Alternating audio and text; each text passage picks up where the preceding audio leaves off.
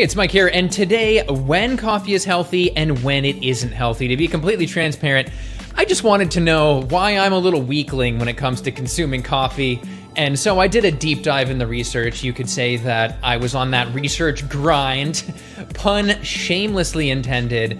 And on those grounds, if you would like to roast me, go right ahead in the comments. And the result is research on a bunch of different topics. We're talking about just general cardiovascular outcomes that are good or bad for different groups, as well as just genetic effects. I will even be cracking open my own gene data to see where I land there. Who is getting the positive effects here? Who's getting the negative effects here when it comes to things like sleep and heart disease? We're also going to be looking at dementia and mental health in terms of anxiety, for example, and we have a little hack that could potentially help take that anxiety edge off for those who get that. So let's just go.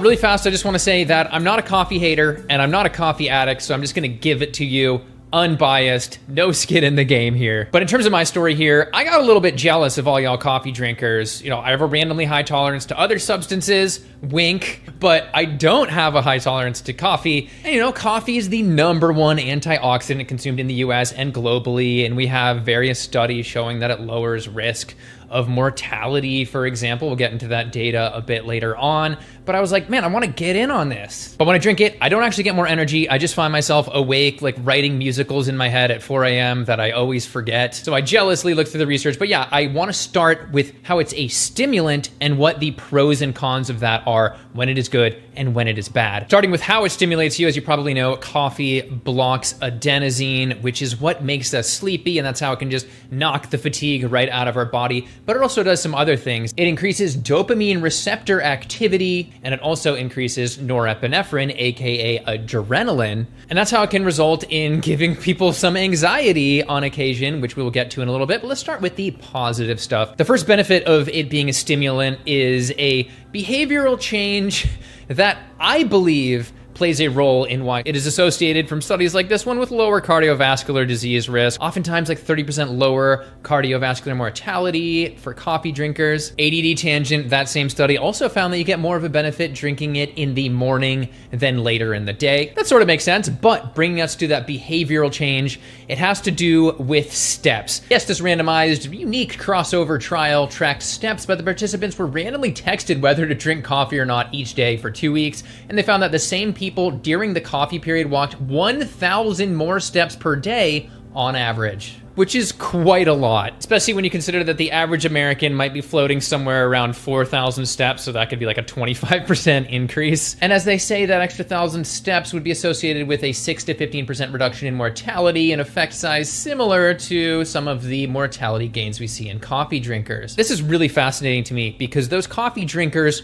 ended up walking 1,000 more, and were they consciously deciding to do that? You know, where is free will here? Because I'm pretty sure it was just a chemical response that led them to just run off like little Energizer bunnies. But another positive aspect could have to do with cognition. We'll get more into dementia and stuff like that later on, but just in terms of it being a stimulant, it just accelerates the rate at which you think to an extent, which is pretty fascinating that it can just straight up increase reaction times and processing speed. Like in this study on people who play esports like League of Legends, having faster aiming and faster results naming, you know, the actual color of mismatched color names, aka a Stroop test. But getting to the cons, could there maybe be some negative to like thinking way too much and way too fast? Oh yeah, that is called anxiety, which I will say, if I've drank a lot, I will occasionally have a little bit of spice of anxiety from coffee, but there's of course people who have more severe reactions. And from this study, for some who are prone to it, it can even induce panic attacks, especially at higher doses. Higher doses of 5 cups worth of caffeine also increased anxiety in, quote, healthy people, defined as no panic disorder. Whoops. But this is where I want to be presenting solutions as well, and I'm really excited to try this in the future, but I recently found a study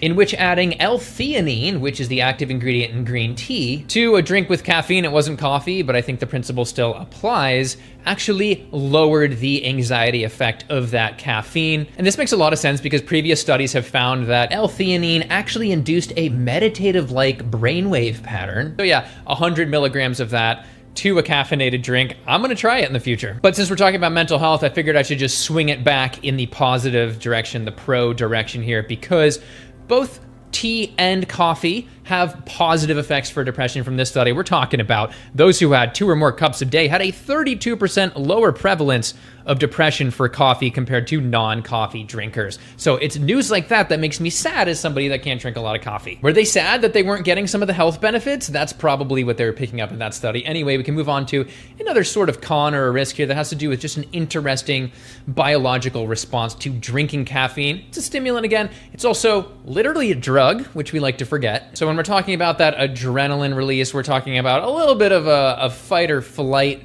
thing going on. So that means that your heart rate can increase, and then you can also get a little bit of vasoconstriction from that effect. But additionally, you can also get vasoconstriction because that adenosine is actually a vasodilator. So as you block that, you'll have less artery dilation, and that can lower blood flow to certain areas. And as a result, that can increase blood pressure. We can get to a cardiologist comment to Cleveland Clinic saying that a morning cup of coffee can potentially raise your blood pressure by up to 10 points, which might be enough to push it in a potentially risky range, really. All right, now for a quick break with what I seriously believe has changed my life for the better, and that is Cove Pure, today's sponsor. Let's check it out. And I have a fun test for you guys, so stay tuned. This is Cove Pure, which is a tabletop water purifier that has reverse osmosis, does hot water, which is amazing for things like ramen or tea, as well as cold water. And Cove Pure eliminates up to 99.99% of impurities in your water, including PFAS or forever chemicals, which disrupt hormones, which is really not good. And unfiltered water is a major source. And today I have an interesting one for you guys. We're gonna test chlorine levels before and after purification. All right, step 1, I'm gonna purify some water in here, get it going, and we're gonna fill up some of my tappy water. And the jars have the same amount of water, so let's try the chlorine detection kit. And now we're gonna I think we're starting to already see, oh my gosh. Why am I drinking pee my whole life? You guys, this is actually ridiculous and explains why I can smell, taste everything of the chlorine in my water. All right, guys, bottoms up. If you would like to try it, you can of course click the link below or scan the QR code right here on screen for $200 off. All right, let's get back to the video. So we have a particular situation here where we have no risk for a certain group and more of a risk for another, and that is from this American Heart Association study. For people who had grade 2 to 3 hypertension, drinking 2 or 3 cups a day essentially doubled the risk of cardiovascular mortality. Ouch. You might remember, I just mentioned a study where there was 30% lower risk of cardiovascular mortality for the average person, but we can start to see where a certain slice of the population can have an increased risk when they drink coffee. And the other levels of coffee didn't have a statistically significant difference in cardiovascular disease mortality. And this is where that L-theanine from green tea comes in as well, because as this study found, it can blunt that blood pressure increase after caffeine consumption. We have another con here. I'm not trying to just string a bunch of negatives together, but these are just related to the same topic, so just stay tuned for more positive news. But this has to do with, again, as I was mentioning, that lowering in blood flow. We can actually see from this study, a 250 milligram dose of caffeine, which is quite large. Practically, that's between a grande and a venti from your local coffee shop, not unheard of in one sitting, has been shown to reduce resting brain blood flow by between 22 and 30%. I do not want a 30%, potentially nearly a third drop in blood flow to my brain. However, that's likely transient, and it also appears that as people drink more coffee, they might build up a resistance to that. And one hint of that is that when people go off coffee who are regular drinkers, they get withdrawals, and part of that withdrawal might actually be too much vasodilation from that adenosine, which could lead to headaches. But yeah, this 2009 study found that in habitual caffeine consumers, cerebral blood flow increases significantly 12 to 24 hours after withdrawal. So were they not getting the blood flow the whole time and then they just got it again for the first time? I think we need more studies on that. And so there is a concern with this cerebral blood flow, but I know it's kind of scary sounding, so I'm just gonna jump right ahead and say that multiple meta-analyses find between a 10 and 20% reduction in all-cause mortality with coffee consumption, peaking at around 3 cups per day. All right, now that we've lowered your adrenaline, maybe, depending on how much coffee you've drank, we can go ahead and say that the concern for lower brain blood flow here is these white matter issues in particular.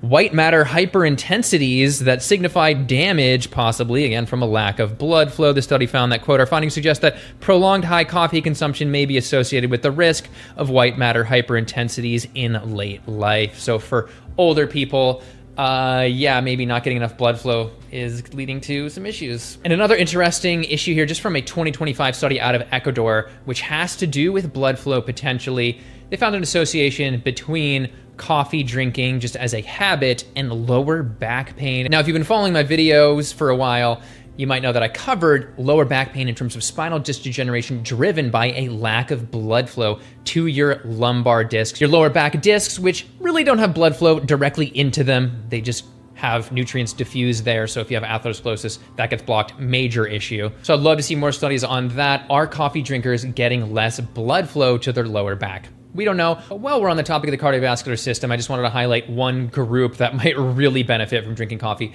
And that brings me to this American Heart Association study that found that in people who had survived heart attacks, they previously had a heart attack, higher coffee consumption defined as 2 or more cups of coffee per day resulted in a 40% lower risk of mortality in general. And so I just have to remind people, main source of antioxidants, sadly, shows how few plants people are eating, but that's the result. And of course, if you're getting those antioxidants in your bloodstream, you're lowering inflammation in your arterial wall potentially. And so people who have had a previous heart attack very likely have heart disease throughout those arteries. So if they can just be bathed in more antioxidants from coffee constantly throughout the day, then they're probably going to see lower risk. All right, now I want to get into sort of long-term brain diseases. I think it's just really interesting that we're getting mixed signals here because we have that potential lower blood flow, we have that increased cognitive performance, but then let's look at dementia and Alzheimer's. And so for dementia, from this meta-analysis, we're not really seeing the needle move in either direction. The risk remains more or less flat. But for Alzheimer's risk, which I'm personally concerned about based off my family history, we can see that the highest coffee consumers had a nearly a 30% lower risk of Alzheimer's. I'm really curious about what confounding factors there are here. Again, are these people that are retiring later, continuing to drink coffee so they can go to work and be productive? I'm not sure. And while that is a larger, higher quality study, it is worth mentioning that one study found that 6 or more cups of coffee a day was associated with a 50% higher risk of being diagnosed with dementia. So, maybe don't go too hard. And really interestingly, that was also the case for caffeinated and decaffeinated coffee. I don't know. But then it made me wonder, is this actually causality, or were they just forgetting that they drank coffee already and then just drinking cup after cup after cup? But the gene conversation continues here because it's really important in terms of how well you process that caffeine, because the CYP1A2 gene variants determine the half-life of caffeine in your body, how long it lasts in your body, because it determines how much of a liver enzyme that you create that breaks down caffeine. And this is really unfortunate because pretty much across the board, we see negative effects for caffeine for people with the wrong combination of this gene. For example, from this JAMA study, slow caffeine metabolizers consuming 2 or more cups of coffee per day had 2 times increased heart attack risk. That sucks. We also see in terms of sleep studies that they do way freaking worse, and people who have more of the gene combinations that can metabolize caffeine, they have absolutely no effect negatively on their sleep. So this got me thinking, what are my actual DNA results? I have my DNA text file, and so I went in and just searched it.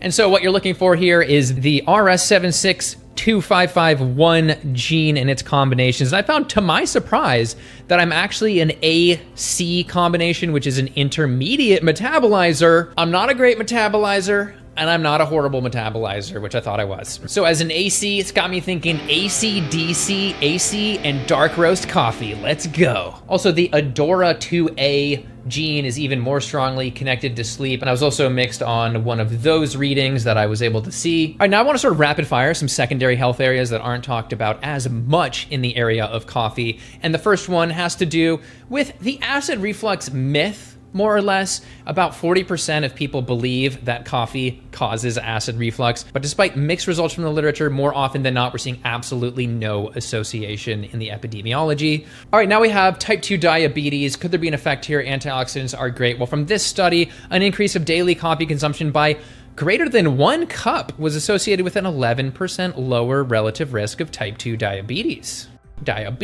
Anyway, going on to obesity, we have some mixed results here. It's really interesting. So we have one randomized controlled trial that gave people with obesity coffee, and they found that it actually lowered their fat and increased their muscle more than placebo. I'm like, what's even going on here? Maybe it's an inflammatory pathway thing.